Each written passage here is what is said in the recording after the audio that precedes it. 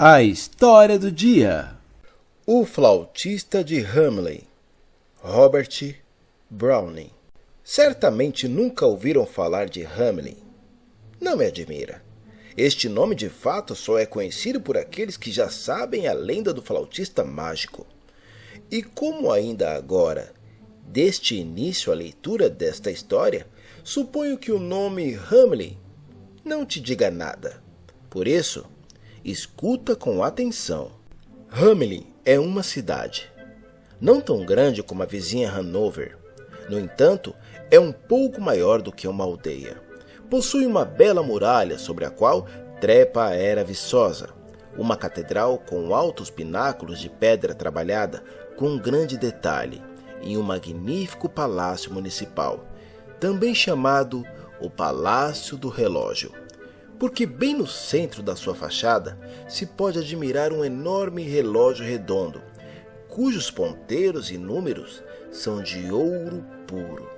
A sul da cidade passa um rio com uma corrente serena e majestosa, o Weser, nas margens do qual os cidadãos costumam passear nos dias de festa, entre altíssimos choupos.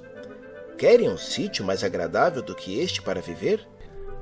No entanto, quando essa história começa, há mais de 6 séculos, os habitantes de Hamelin estavam desesperados. E por quê? A resposta é esta: porque a cidade tinha sido invadida pelos ratos. Os ratos desde sempre lá tinham estado, e sempre lá haviam de estar. Enchiam as caves, os esgotos e os subterrâneos, mas, como tinham bom gosto de se manterem escondidos, não se dava pela sua presença. E que diriam vocês se, de repente, os ratos grandes, ratos de esgoto, ratos do campo, ratos cinzentos, ratos de água, em suma, todos os ratos possíveis e imaginários se fartassem de estar escondidos e viessem esfomeados ao ataque? Foi o que aconteceu em Hamelin. Os ratos encheram-se de ousadia, saíram dos seus escuros esconderijos e invadiram tudo. Assaltavam os cães e matavam os gatos, entravam nos berços das crianças e as mordiam, comiam o queijo dos caldeirões onde estava o coalho, lambiam a sopa nas conchas das cozinhas, abriam os barris dos arenques salgados e faziam ninhos nos chapéus. A cidade foi invadida por um estranho ruído que cobria qualquer outro som. As paredes das casas vibravam desde os alicerces e em toda a sua área tremiam. Era uma mistura de apitos agudos, de guinchos, de chamamentos, um roçar, um espernear, um ranger contínuo que fazia dores de cabeça. Ao fim de uma semana, as pessoas já não podiam mais. Os valentes habitantes de Hamelin, impacientes, começaram a dizer: "Mas afinal, por que a Câmara Municipal não intervém? Bonito serviço. Temos um presidente da Câmara preguiçoso, uma assembleia que dá vontade de rir. E pensar que viajam com fatos forrados de arminho, que comem e bebem à nossa conta? Agora basta!" E dirigiram-se em conjunto ao palácio do município. Sim, aquele mesmo do relógio. Era dia de sessão.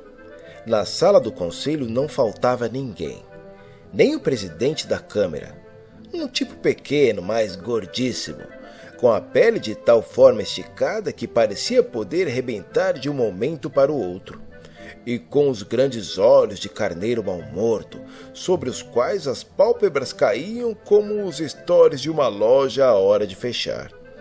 Nem os membros da Assembleia. Estes últimos tinham o mesmo aspecto bem alimentado do presidente.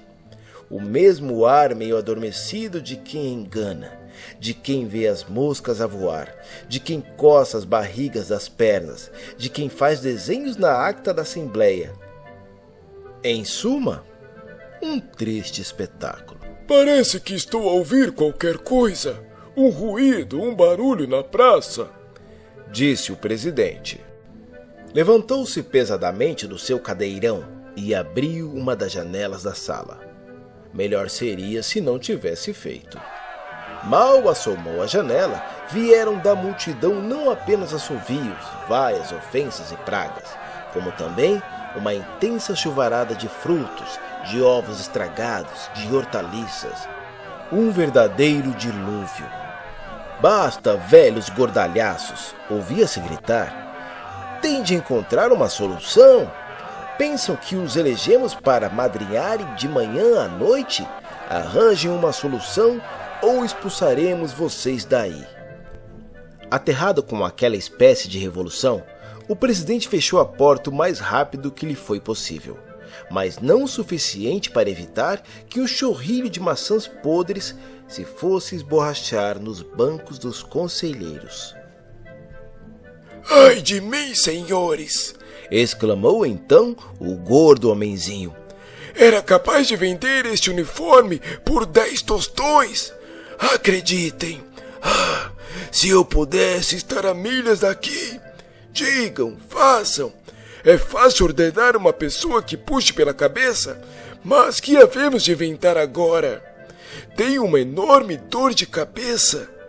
E depois é quase meio-dia, já estou a sentir um bocadinho de fome. E agora, senhores? Naquele preciso instante, ouviu-se um estranho rumor, proveniente da porta de entrada. Parecia um esfregar contínuo e abafado. Quem é? Serão os ratos? Quem quer que seja, entre. A porta abriu-se e na sala do conselho entrou a personagem mais extraordinária que já se viu em Hamley desde o ano de sua fundação. Vestia um manto longuíssimo, dividido em dois, metade amarelo e metade encarnado. A sua estatura era alta, magra e seca. Tinha os olhos azuis e penetrantes como alfinetes, a cabeleira longa e fina, encarnado escura. No seu rosto, sem barba nem bigode, exibia um estranho sorriso. Por Deus! Exclamou um conselheiro. Mas quem é este? Um bobo que escapou da feira de Hanover? A mim? Acrescentou o outro. Lembra-me a figura que fará o meu bisavô João Joaquim quando no dia do juízo ressuscitar do seu túmulo frio. Que vossas excelências se dignem escutar-me.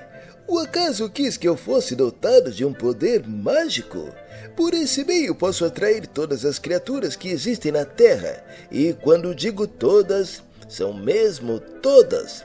Todos os seres que rastejam, que voam, que nadam e que correm, das topeiras aos sapos, dos leitões às víboras, as pessoas chamam-me de o flautista mágico. Chegado a este ponto, o estranho indivíduo deteve-se por um instante, virando o seu olhar para os conselheiros. Sentindo o mal-estar sobre aquele olhar penetrante que parecia atravessar os seus corpos maciços, os conselheiros baixaram as cabeças para verem o que o flautista trazia pendurado numa faixa amarela e encarnada, tal como um manto. Uma flauta, longa e fina. As mãos do dono, também elas longas e finas, acariciavam-na com gestos ágeis e nervosos. Enquanto percorriam os furos do instrumento, os dedos pareciam impacientes por lhe arrebatarem. Quem sabe uma melodia extraordinária? O flautista continuou. Neste mês de junho, na Tartária, libertei o grande cã do enorme enxame de moscas que incomodava a população. Libertei a região de Nissan, na Índia, de um terrível bando de vampiros. E no ano passado, o califa de Bagdá, vendo o seu reino devastado por uma praga de gafanhotos, mandou me chamar. Agora, se quiserem, vão até lá e vejam se encontram um gafanhoto num raio de 100 milhas. Naturalmente, recomeçou depois de uma breve pausa. Cada coisa tem o seu preço. Se eu libertar a vossa cidade dos ratos, dão-me, digamos, 1000 florins de ouro. Só 1000? Mas 50.000 é quanto te daremos. Sim, 50.000! Exclamou o presidente com entusiasmo. 50.000! 50.000! Disseram também os conselheiros. Sem acrescentar palavra, o flautista deu meia volta e saiu para a praça. Erguendo a flauta, franziu os lábios como fazem os músicos virtuosos. No seu olhar penetrante brilhava uma chama, ora esverdeada, ora azulada, da cor do fogo quando se lhe deita um punhado de sal.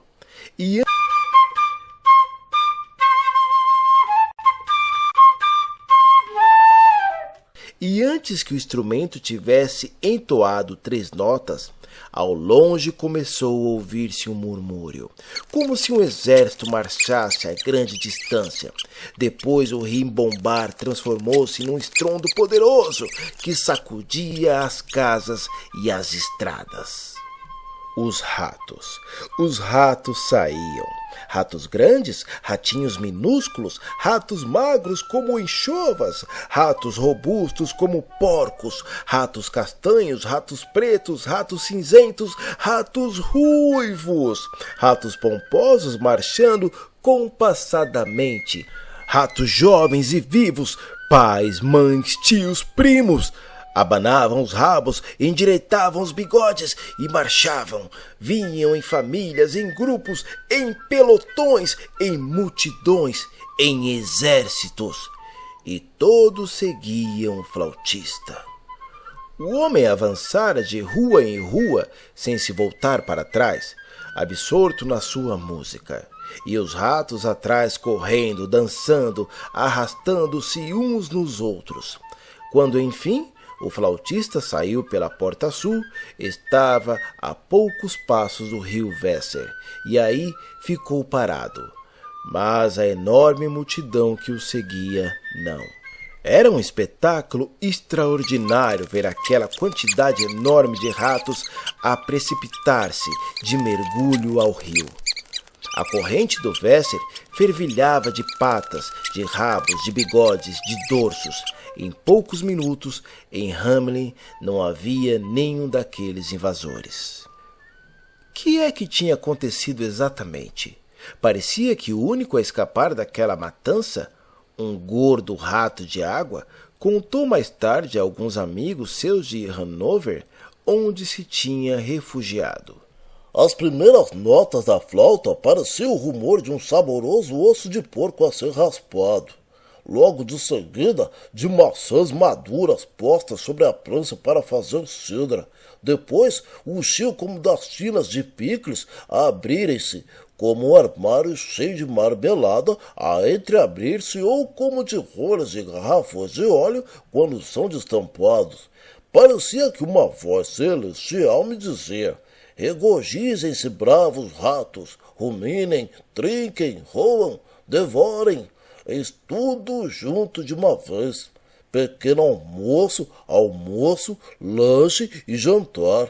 E quando eu estava a ver diante de um barril de açúcar branco, cujo conteúdo brilhava como a lua cheia, dei comigo de repente nas profundas águas do Weser a fazer de tudo para não me afogar.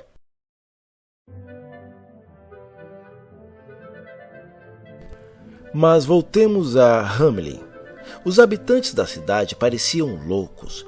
Riam, dançavam, saltavam. Alguns precipitavam-se para o campanário e começavam a tocar o sino para a festa. Outros abriram pipas da melhor cerveja e brindaram com as canecas que de tão grandes pareciam baldes.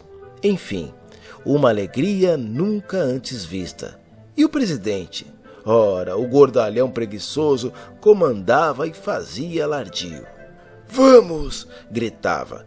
Ponham tábuas a tapar os ninhos, fechem até o buraco mais pequeno, que dos ratos não fique nem o rasto. De repente, eis que aparece na praça do mercado o flautista. Aproximou-se do presidente e dos seus conselheiros e disse: Sim, está tudo bem. Mas primeiro, por favor, eu queria os meus 1000 florins. 1000 florins?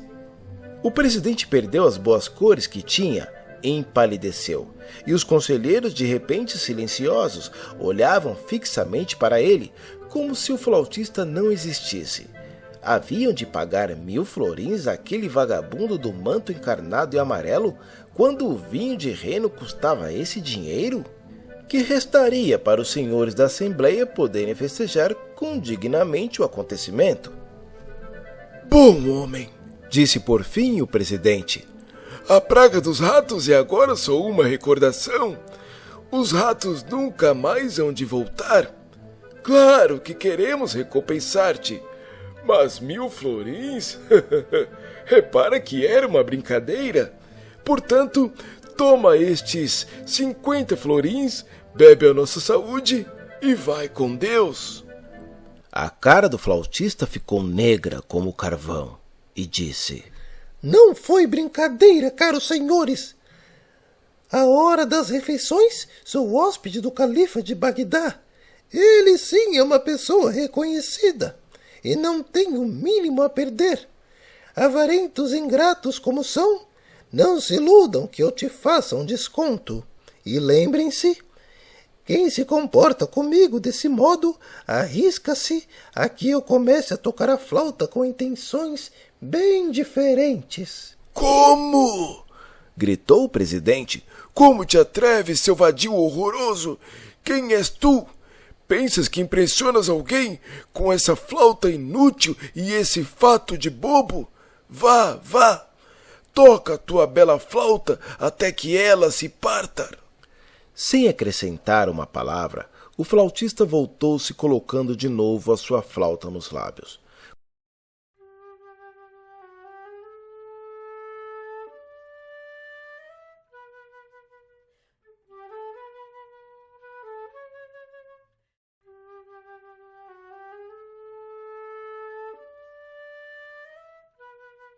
Começou a caminhar, e antes que tivesse entoado 3 notas apenas, um alegre murmúrio percorreu a cidade de Hamelin.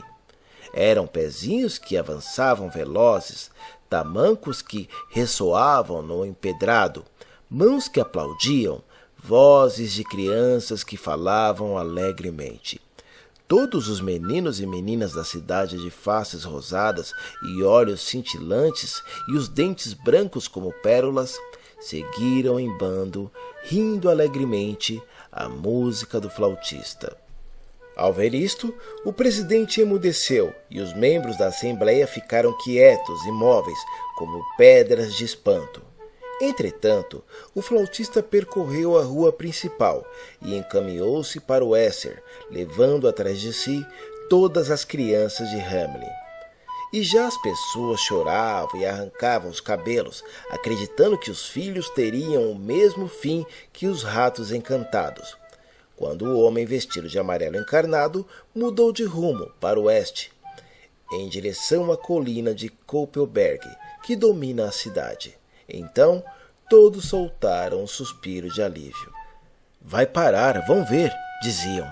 Não pode escalar o Koppelberg. Mas eis que chegando ao sopé do monte, o alegre cortejo parou um instante. Um enorme portal abriu de par em par na base da colina, engolindo o flautista e o seu séquito e fechando-se quando a última criança atravessou. Dissemos a última? Não, desculpem. Enganamo-nos.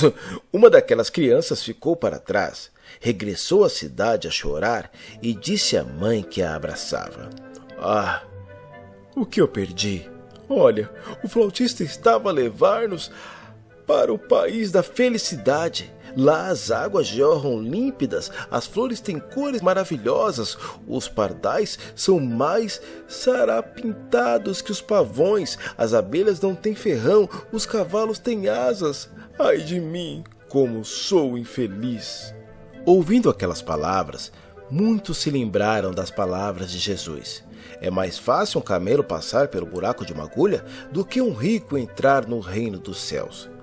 Todos se arrependeram da avareza que tinham mostrado. O presidente enviou mensageiros para o norte, para o sul, para o oriente e para o ocidente, mas em vão. Nunca mais se encontrou o rastro, nem do flautista, nem das crianças de Hamelin.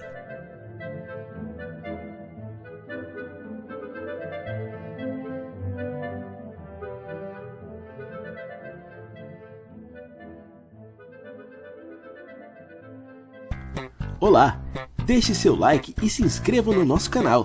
Até a próxima!